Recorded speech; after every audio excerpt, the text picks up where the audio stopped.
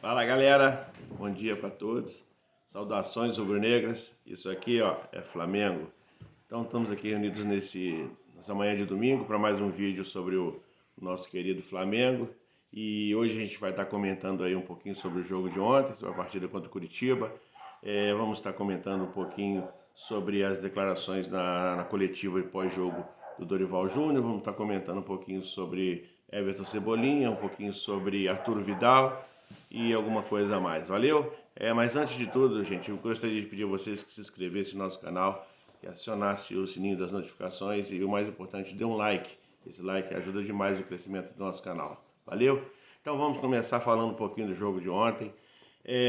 Rapidamente, o juizão, como eu tinha falado ontem, não é aquele juiz que a gente esperava, mas ele ontem passou despercebido, também o jogo foi fácil, o jogo foi tranquilo, não teve jogadas de violência, nem jogadas para cartão vermelho.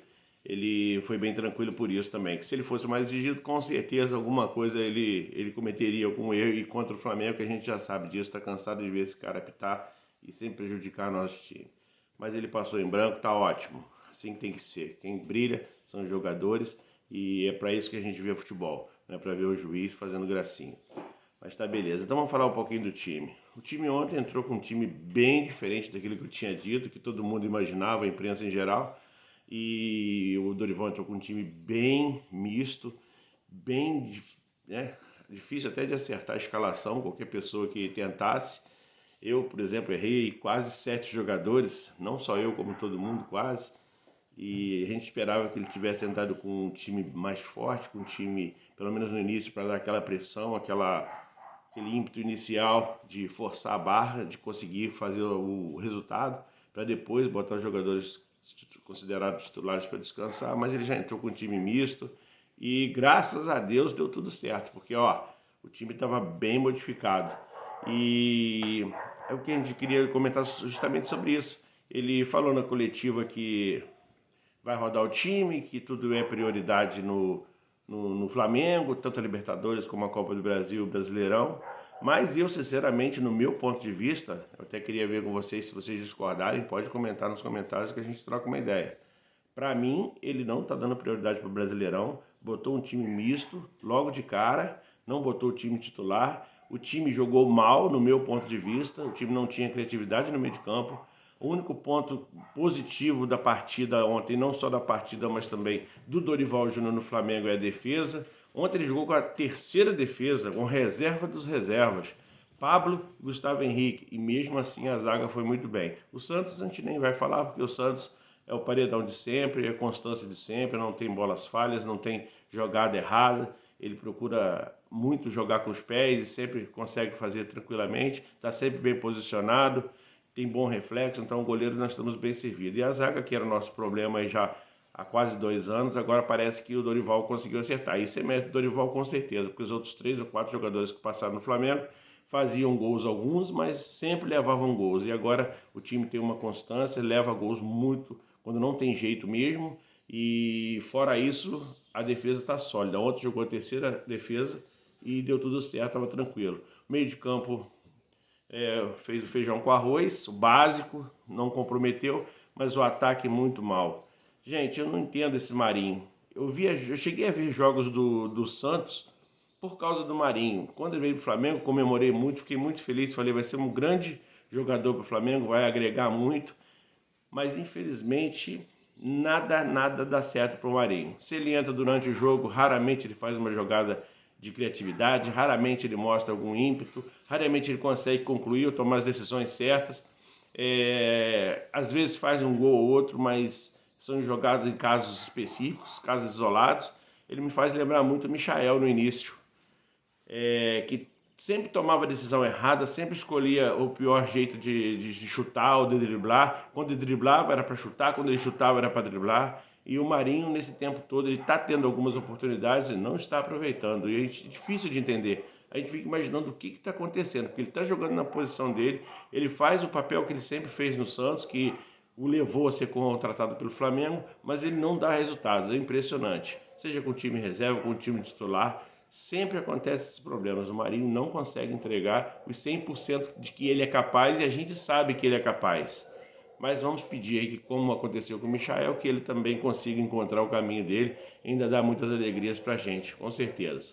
Como eu falei, a zaga foi bem firme, é o ponto forte do time do Dorival, desde sua chegada. O time na zaga ele é muito constante. Os gols ontem, como eu falei, o time não teve criatividade do meio para frente. Os gols saíram, mas saíram de bolas paradas, que nem é o nosso forte. São jogadas que o Flamengo raramente faz, jogadas de bola parada. E para fazer gol de cabeça não é constante no time. E ontem conseguimos 2 gols em 2 escanteios, bem próximos um do outro, um de cada lado do campo. O que prova que é uma coisa que o Flamengo pode treinar, é uma jogada que pode treinar e que pode dar certo e ajudar o time nos momentos difíceis. Mas ontem os gols, na minha opinião, foi por acaso. Não gostei da atuação do time que entrou. Achava eu que o Dorival teria que colocar o time principal para início de jogo e depois ao longo do jogo ir tirando esses jogadores, mas ontem nós demos sorte.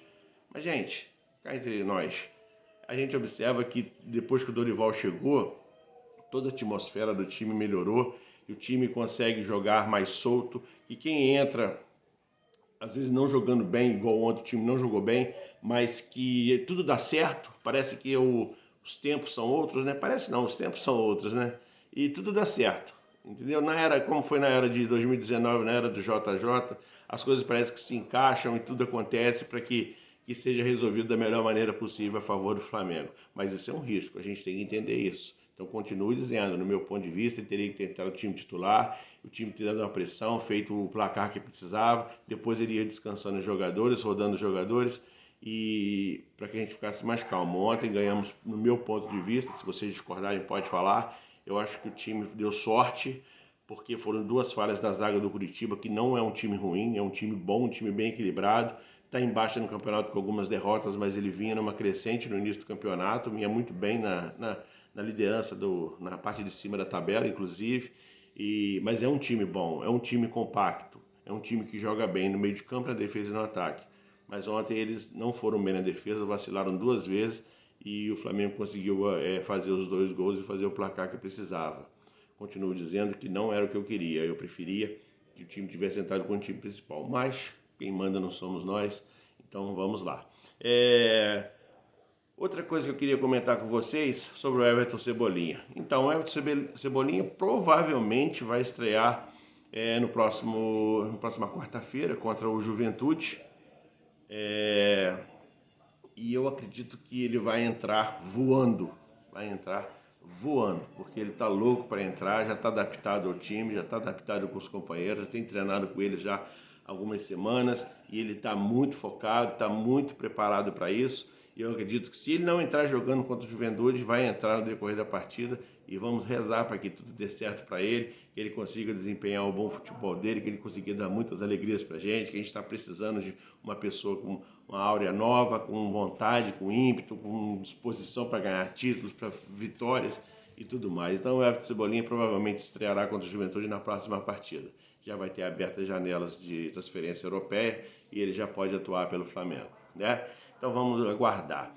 Arturo Vidal, gente, esse jogador com certeza não estreará contra o Juventude, embora esteja já integrado ao elenco, mas eu acho que ele precisa de um tempo mais de adaptação ao time, de adaptação aos companheiros, para entender um pouquinho mais o que é Flamengo, ainda mais que vem de outro país. O Everton já tinha vantagem de ser brasileiro, né? Mas o chileno, eu acho que ele precisa de um pouco mais de tempo de adaptação para conhecer um pouco mais a engrenagem do futebol brasileiro, o que é o Flamengo realmente, e conhecer melhor os jogadores, o sistema de jogo, fazer mais treinos, porque infelizmente eles viajam muito e não conseguem fazer muitos treinamentos durante a semana. Esse campeonato louco nosso, que esse Brasil enorme, que o jogador tem que ficar viajando de lá para cá, passa-se grande parte das folgas dentro de avião, viajando, em hotel, né? Então vamos esperar, ele vai ter que esperar um pouco mais. Eu acredito que ele vai estrear talvez no próximo, sem ser no próximo final de semana, no próximo retorno do jogo ao Flamengo no Maracanã, que deve ser dia 30 de julho contra o Atlético Goianiense. E aí, essa estreia seria feita no Maracanã, que já vai ter retornado ao Maracanã. Eu acredito que é o momento ideal, né? Aquela festa da torcida, todo mundo incentivando, levando cartazes, aplaudindo, gritando o nome dele, para ele sentir a energia da torcida, para ele se conectar com a energia da torcida. Se bem que ele já ouviu isso nos jogos contra do Atlético Mineiro e o outro jogo também que ele participou. Então ele já sentiu o calor da torcida, que já gritaram o nome dele. Então ele já está sentindo realmente o que é fazer parte da família rubro-negra, né? Então acredito que o retorno dele seja contra o Avaí. O Avaí não, contra o Atlético Goianiense. Contra o Atlético Goianiense. Tá? No Maracanã, que esse jogo eu acho que vai ser dia 30 de julho, às 20 horas. Tá bom? Então o nosso encontro com o Arturo Vidal provavelmente vai ser contra o Atlético Goianiense. Porque vai ser no Maracanã e ele vai ter uma grande festa de recepção e vai estar com certeza ajudando ainda mais o nosso time do Flamengo. E o Flamengo vai ficar com uma boa equipe, vai ficar com uma galera preparada para isso, vai ficar com um grupo de jogadores, tanto os que jogam quanto os que ficarem para entrar aí ao decorrer da partida, preparados, focados e o time forte. Ele vai conseguir trocar jogadas, trocar forma de jogar e sem precisar grandes alterações. Ele vai conseguir repor peças e na mesma qualidade, ou até melhor, dependendo da situação, dependendo do jogo, dependendo de como esteja a partida. Não é mesmo?